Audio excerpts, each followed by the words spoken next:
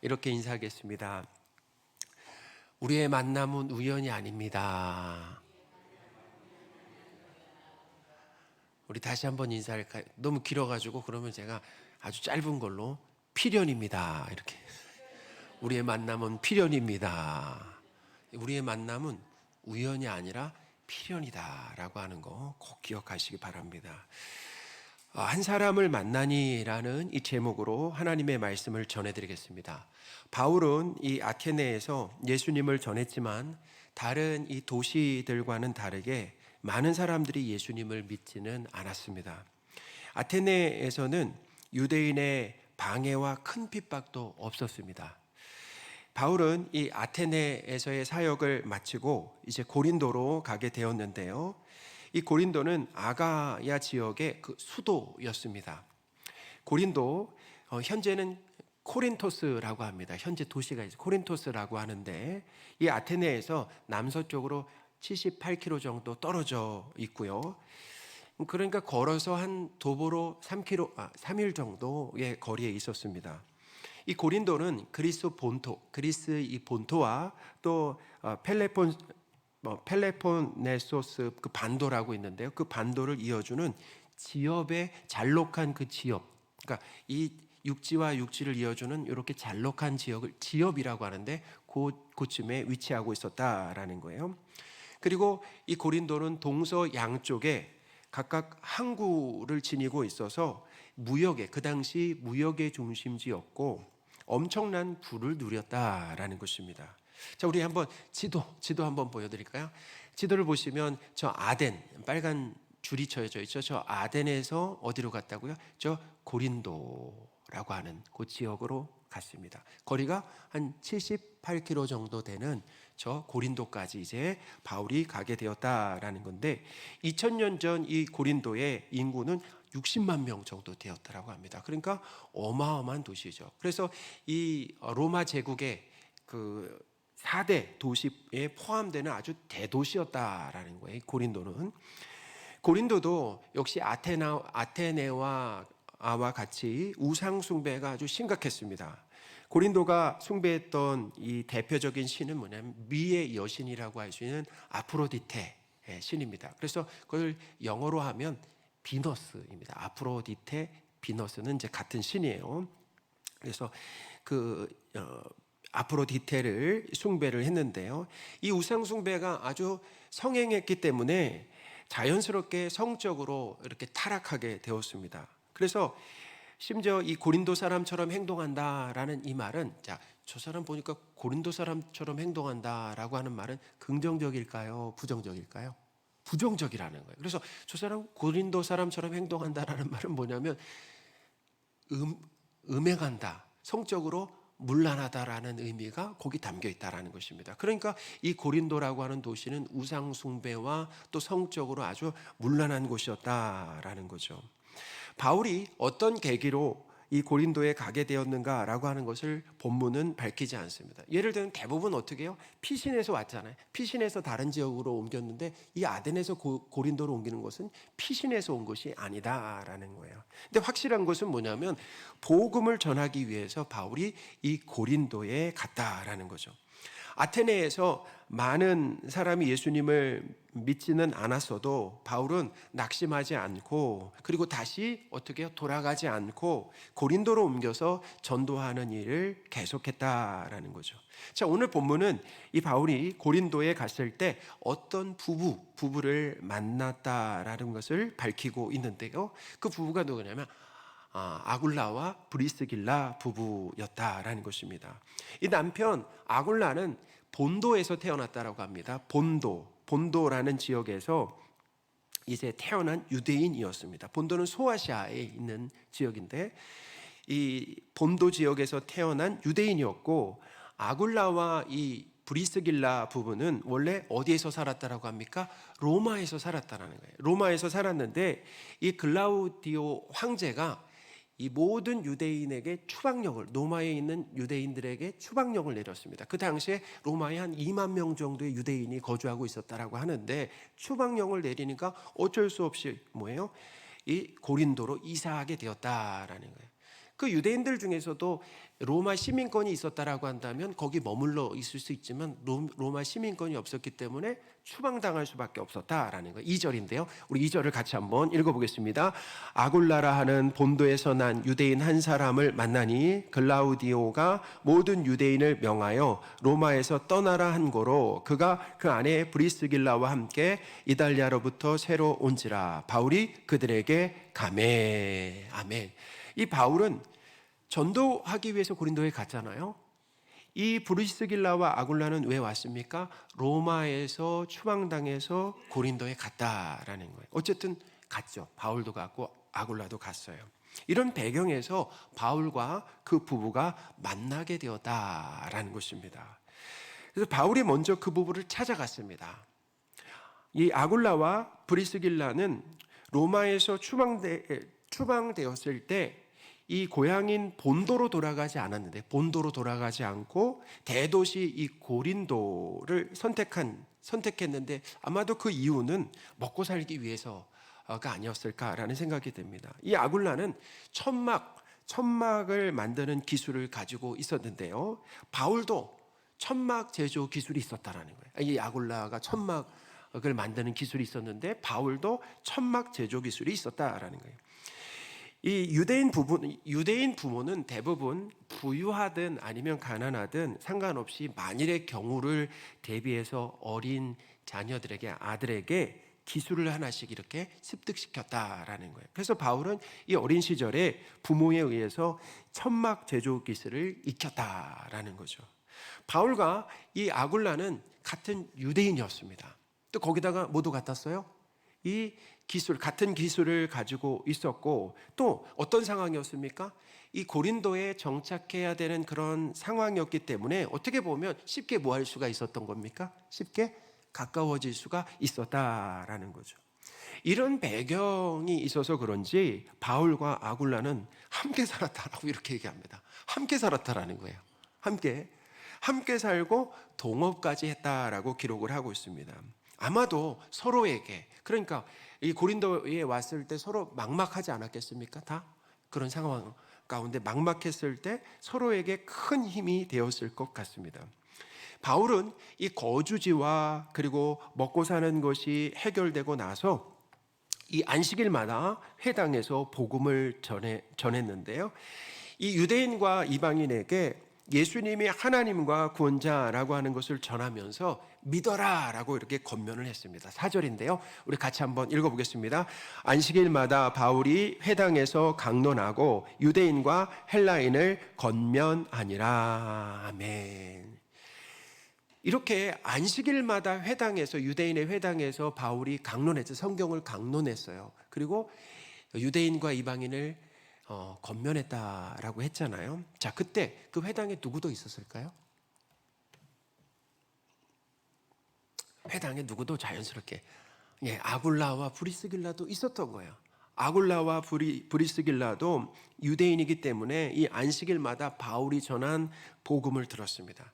바울은 이 고린도에 무려 1년 6개월 동안 머물렀다라는 거예요. 상당히 많이 머물렀는데요, 그러니까 아주 오래 머물렀잖아요. 그래서 이 아굴라와 브리스길라 부부는 바울을 통해서 예수님을 믿게 되고, 그리고 잘 양육을 받았다라는 거예요. 이렇게 바울을 만나서 함께 살며 일하고 복음까지 들었던 이 아굴라와 브리스길라는 결국 바울의 평생 동역자가 되었습니다.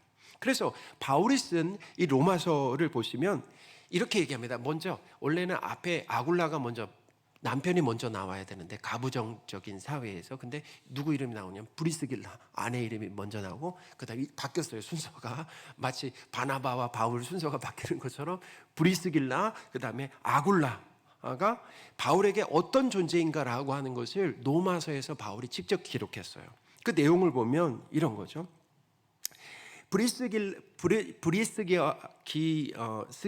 스가와 아굴라 부부는 나의 동역자다. 그러면서 내 목숨을 위해서 자기들의 생명까지도 내놓았다라고 이야기를 했다라는 거예요. 로마서 16장 3절 4절 말씀인데 우리 천천히 읽어보겠습니다. 너희는 그리스도 예수 안에서 나의 동역자들인 브리스가와 아굴라에게 문안하라. 그들은 내 목숨을 위하여 자기들의 목까지도 내놓았나니 나뿐 아니라 이방인 모든 교회도 그들에게 감사하느니라. 아멘. 이런 관계가 되었다라는 거예요. 그러니까 이 브리스가와 아굴라 부부가 어떻게 해요? 바울을 위해 자신들의 목숨을 내놓을 정도의 관계가 되었다. 그만큼 뭐 하는 것입니까? 사랑하는 관계가 된 거 아니겠습니까? 사랑하니까 자기의 생명까지도 내놓을 정도로 바울과 함께하며 바울과 동역하며 바울을 보호하는 일들을 감당했다라는 거죠. 근데 바울도 마찬가지 아니었겠습니까? 바울도 이 아굴라와 브리스가 부부를 위해서 어떻게 보면 생명까지 주는 그런 사랑을 했을 것 같다라는 거예요. 어떻게 이런 귀한 만남이 고린도에서 그냥 연고도 없었던 그 지역이잖아요. 연고도 없었던 막막했던 그 고린도에서 이루어질 수가 있었을까라고 하는 거예요. 이 두 사람의 만남이라고 하는 것은 바로 하나님의 계획과 은혜다라는 것을 오늘 본문이 우리에게 가르쳐주고 있다라는 것입니다. 두 사람의 만남은 뭐라고요? 하나님의 계획과 은혜다라는, 하나님의 계획과 은혜죠. 고린도에서 바울과 아굴라 브리스길라 부부가 만났는데 그 만남은 우연이 아닙니다. 하나님의 계획 가운데 이루어진 일이다라는 거. 하나님이 이미 뭐예요? 계획하셨다라는 거예요. 계획하셔서 그 고린도에서 두 사람이 만나게 하셨다라는 거예요. 하나님의 이 선한 계획 가운데 평생 동역자가 될 사람들의 이 만남이 어디에서 이루어진 것입니까? 바로 고린도에서 이루어졌다라는 거예요. 그러니까 하나님은 어디에도 계십니까? 바로 고린도에서도 하나님이 바울과 함께 하셨다라고 하는 것을 알 수 있잖아요. 하나님은 어디에도 함께 하신다고요? 예수님은 고린도에서도 바울과 함께 하셨다라는 거죠. 함께 하시면서 뭘 하신 겁니까? 은혜를 베푸셨다라는 거예요. 하나님이 함께 하시면서 어떤 은혜를 베푸신 겁니까? 만남의 은혜를 베푸셨다라는 것입니다. 아굴라와 브리스길라는 갑작스럽게 로마에서 추방당해서 어쩌면 경제적 손실, 그죠? 갑자기 나오려고 한다면 경제적 손실과 또 마음과 이 몸의 고통이 컸을 것 같습니다. 그런 정신없는 상황에서 먹고 살기 위해서 고린도라고 하는 도시로 왔는데 바울을 만나게 되었다라는 거예요. 바울을 만나게 되었다. 예상하지 못한 일이죠. 이 아굴라의 인생을 송두리째 바꿀 만한 이 바울과의 이 만남이라고 하는 것은 하나님의 은혜로 이루어졌다라는 것입니다. 바울도 마찬가지예요. 바울은 고린도에 갔을 때 혼자였습니다. 혼자 갔어요. 이 아테네에서 예수님을 믿은 사람들이 바울을 고린도까지 데려다 주고 정착할 수 있도록 도와준 것이 아니다라는 거예요. 바울은 고린도에 홀로 왔습니다. 연고도 없는 그 도시에 와서 거주지와 그리고 생계부터 막막한 상황이었습니다. 심지어 이제는 생계와 전도를 위해서 뭘 해야 됐습니까? 일을 해야 됐다는 거예요. 일을 해야 되는 상황이었습니다. 그리고 오랜 전도 사역과 또 지속적인 유대인의 박해로 인해서 바울은 몸과 마음이 지치고 고단할 수 있는 그런 상황이었다라는 거예요. 그때 의지할 만한 부부를 만나게 하셨다라는 거죠. 그래서 어떻게 보면 바울이 사실 그 집에 들어가서 얹혀 산 거예요. 그 집에 아굴라와 브리스길라 집에 가서 얹혀 사는 그런 일들이 있었는데 서로에게 의지가 될 만했다라는 거죠. 하나님의 이런 일은 하나님의 오랜 계획 가운데 이루어진 일이다라는 거예요. 여러분, 만남은 하나님의 은혜와 그리고 선물이다라는 것입니다. 하나님께서 사랑하시는 성도 여러분, 동역자를 만나는 것은 하나님의 은혜입니다. 우리가 어떤 사람을 통해서 예수님을 믿게 되었다면 그것은 하나님 계획의 성취다라는 거예요. 그냥 우연히 일어난 일이 아니라 하나님 뭐 하신 겁니까? 그때 그 사람을 만나도록 하나님께서 어떻게 해요? 계획하셨다라는 거예요. 하나님께서 하신 일이고 이것을 우리는 하나님의 섭리다라고 부른다라는 거예요. 하나님의 섭리다라는 거예요. 섭리가 무엇입니까? 하나님이 뜻하셨어요. 그리고 하나님의 뜻하신 것은 하나님이 어떻게 반드시 이루신다라는 거예요. 그래서 하나님의 섭리가 있었구나. 그 만남에 하나님의 섭리가 있었구나라고 얘기하는 거죠. 또한 신앙생활을 하는데 우리가 힘이 되고 또 도전이 되고 응원해주고 기도해주는 이 동역자를 만났다라고 한다면 역시나 무엇입니까? 하나님의 은혜다라는. 내가 착하고 사람들에게 잘해서 그래서 이제 좋은 사람들이 나에게 붙는 것이 아니에요. 우리를 향한 하나님의 사랑, 하나님의 사랑으로 필요할 때마다, 자, 언제요? 필요할 때마다 동역자를 만나게 하신다라는 것입니다. 할렐루야. 꼭 필요한 시기예요. 꼭 필요한 시기와 때에 맞춰서 한 사람 한 사람 동역자를 만나게 하신다라는 거예요. 바울만 봐도 그렇지 않습니까? 지금 2차 전도 여행을 하면서 쭉 그 과정을 한번 살펴보세요. 2차 전도 여행을 하면서 귀한 동역자들을 만나게 하셨잖아요. 하나님이 한 번에 만난 게 아니에요.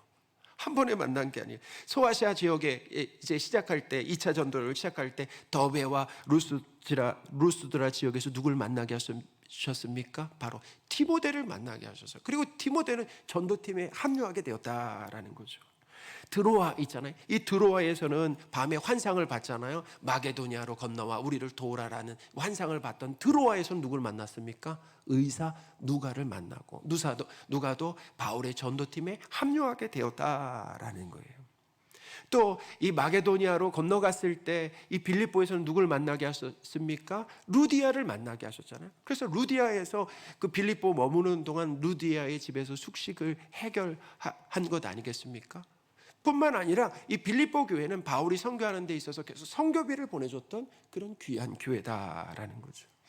하나님은 바울에게 필요할 때마다 동역자를 만나게 해주셨다라는 것입니다. 하나님은 우리에게도 바울에게 주셨던 만남의 복을 주신다라는 것을 믿으시기 바랍니다. 하나님은 저에게도 저의 이 그동안의 삶을 돌아보니까 저에게도 셀 수 없을 정도로 많은 이 동역자를 만나게 해주셨어요. 일일이 다 말씀을 드릴 수는 없지만 대표적으로 한 분이 바로 우리 교회 은퇴 목사님이신 이규 목사님이십니다. 제가 삼릉교회에서 사역을 2004년 12월 4일에 시작을 했습니다. 잊을 수가 없어요. 첫 사역이니까 2004년 12월 4일에 제 사역을 시작을 했는데 저는 고양시에 연고가 없었습니다. 아마 그때 저는 처음 고양시를 방문했던 것 같아요. 처음 면접을 보기 위해 고양시에 처음 방문한 거예요. 머리 털라고 처음 고양시를 방문했고 그리고 면접을 통해서 교회에서 사역을 하게 되었습니다. 이규 목사님과 삼릉교회에 대해서도 전혀 알지 못했어요. 어떤 교회인가. 만약에 큰 교회였다라고 한다면 알겠지만 그렇게 크지 않은 교회였습니다. 그래서 목사님과 삼릉교회에 대해서도 몰랐어요. 그런데 와서 교회 사역을 하면서 저는 그냥 목사님께 정말 많은 것을 받았지만 한 가지만 말씀드린다라고 한다면 사랑을 많이 받았습니다. 목사님께 사랑을 많이 받았다. 기억나는 것이 하나가 있어요.